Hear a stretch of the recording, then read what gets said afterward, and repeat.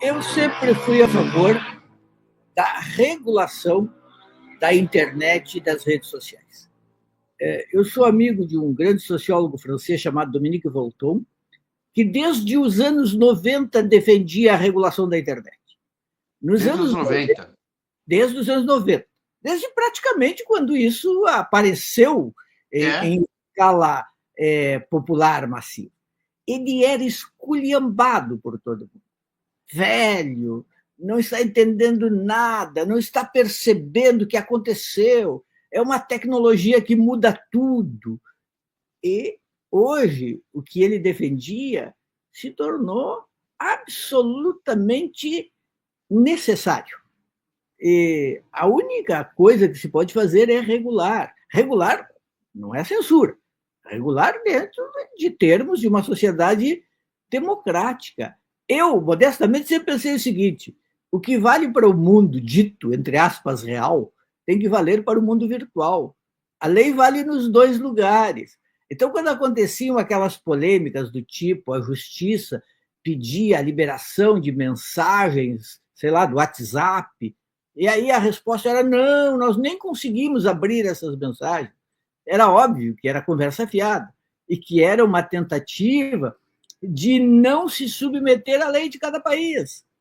Então tem que se submeter à lei. Se alguém combina um crime por telefone, a justiça pede a quebra do sigilo telefônico, descobre um crime e bota na cadeia. E se acontecer nas redes sociais, e se acontecer num aplicativo de mensagens, idem. Então tem que regular. Eu entendo que o Alexandre de Moraes está certo ao exigir o cumprimento da lei. Por exemplo, cada uma dessas redes tem que ter um representante legal para operar no país.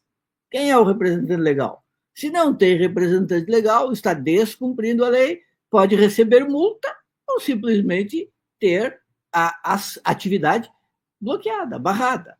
Isso está dentro da lei, não tem nada de absurdo, não é um desrespeito à liberdade de expressão, é o cumprimento da lei. Quer funcionar no Brasil, indica um representante legal.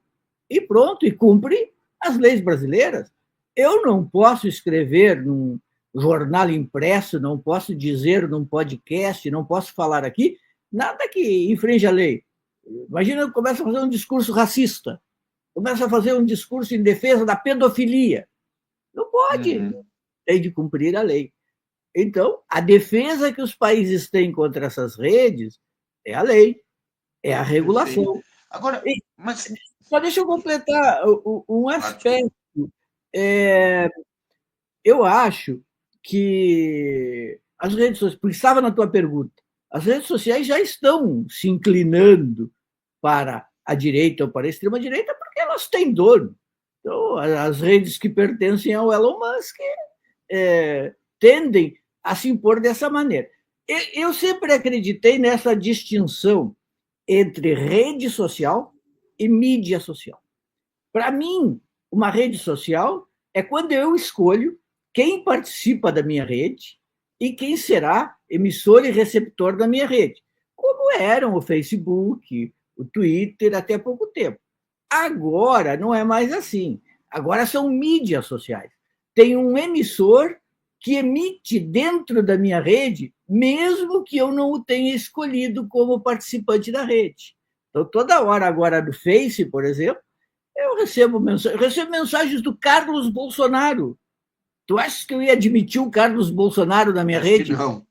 Então, mas, no entanto, quando eu vejo, tem um post do Carlos Bolsonaro, porque, sei lá, ele é um post patrocinado, turbinado ali, né? Exatamente, era essa palavra que eu estava procurando.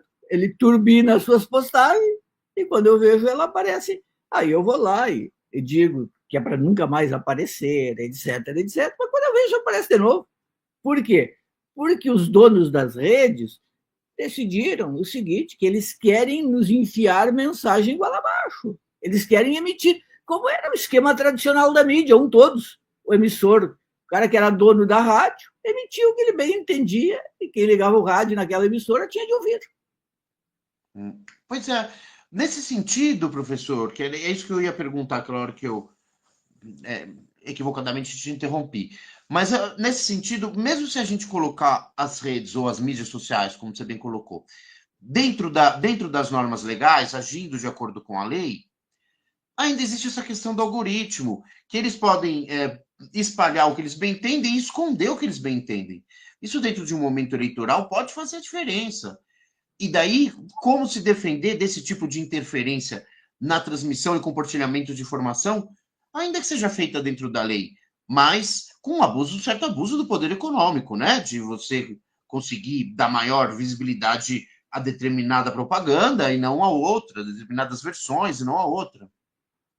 Esse é um grande problema. Eu, volta e meia, me deparo com a seguinte situação. Desde 2009, eu estou no Facebook, no Twitter, agora X. Enfim, aparece uma rede social, eu vou para lá.